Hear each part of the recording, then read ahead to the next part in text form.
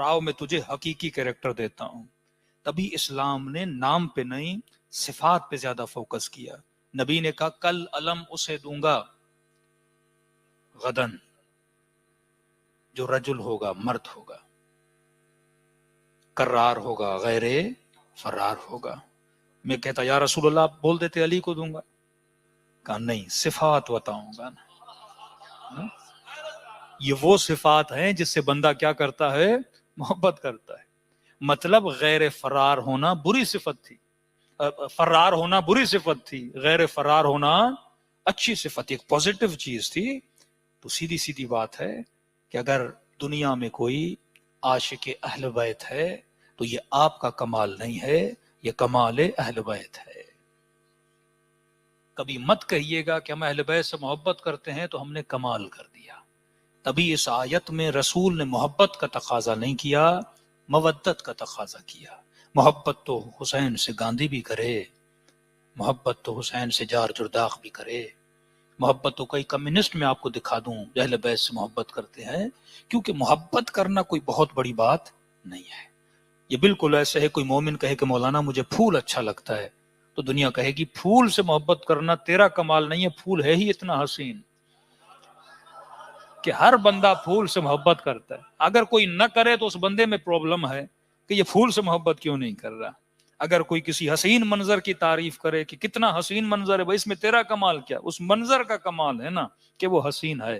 تو اگر کوئی علی کی تعریف کرے، علی سے محبت کرے، آل رسول سے محبت کرے، اس میں آپ کا کمال نہیں ہے.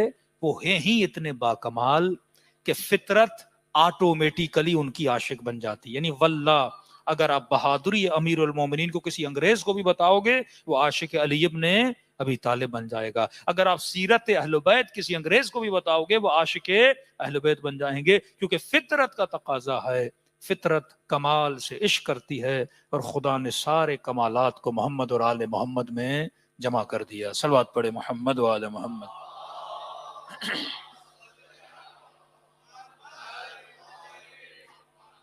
وَأَجِّلْ فَرَجَهُمْ. جس سے محبت ہوتی ہے بندہ اسی کے غم میں غمگین ہوتا ہے.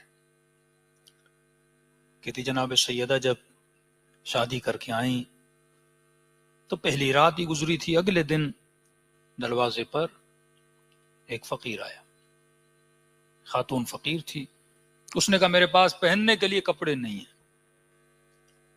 تو کنیز گھر کہتی ہیں کہ سیدہ نے اپنی شادی کا جوڑا جو اماں کی نشانی تھی اسے فقیر کو دے دیا. تو فضا نے کہا بی بی آپ کوئی اور جوڑا دیتی، یہ تو آپ کی ماں کی نشانی ہے. کسی کی ماں دنیا سے جا چکی ہو اور ماں کی ایک ہی نشانی ہو اور بندہ وہ نشانی بھی دے دے. تو سیدہ فرماتی ہیں کہ اللہ کا حکم ہے کہ جو تجھے پسند ہے اور سب سے زیادہ پسند ہے وہ میری راہ میں دیا کرو. کیونکہ جو تجھ سے مانگنے آیا ہے وہ فقیر نہیں ہے، سمجھو یہ تیرے رب کا ہاتھ ہے جو تیری طرف بڑھ رہا ہے. اتنا قربانی کا جذبہ. تو فرماتی یہ میں نے اپنی اماں خدیجۃ الکبریٰ سے سیکھا ہے. کہ وہ کیسے؟ کہ میری اماں مجھے بتایا کرتی تھی کہ میرے بابا گندم کو تقسیم کرنے جاتے تھے غریبوں میں، قحط آ گیا تھا مدینے میں یا مکے میں، تو تقسیم کرنے کے بعد جب واپس آ رہے تھے، جب گھر پہنچے تو میں نے دیکھا رسول خدا کے بدن پر قمیص بھی نہیں ہے، اور کیا کیا کہ وہ جو گندم کی بوری ہے وہ پہنی ہوئی ہے. تو بی بی نے رسول سے سوال کیا یا رسول اللہ آپ کی قمیص کہاں گئی، آپ گندم کی بوری کیوں پہن کر آئے؟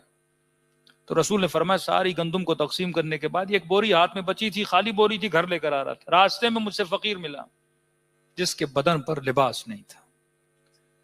اس نے کہا ہے کوئی میرے بدن کو ڈھانپنے والا؟ تو میں نے کہا میں تو بوری بھی پہن لوں گا، گھر جا کے کوئی اور لباس بھی بدل لوں گا، لیکن یہ لباس اسے دوں جس کے بدن پہ کوئی لباس نہیں ہے. تو سیدہ فرماتی جب میرے بابا نے وہ لباس دے دیا تو میں اللہ کی راہ میں اپنی اماں کی نشانی کیا نہیں دے سکتی. جب خدا نے یہ عشق دیکھا نا آل رسول میں، تبھی خدا نے سورہ انسان ان کی فضیلت میں نازل کر دی. جب آپ عشق حقیقی کے عاشق بنتے ہو، یہ دیکھو کہ تیرے دل میں کہیں فیک عشق تو نہیں ہے، کہیں کوئی ایسا عشق تو نہیں ہے جو ٹیمپریری اور فنا ہونے والا ہے۔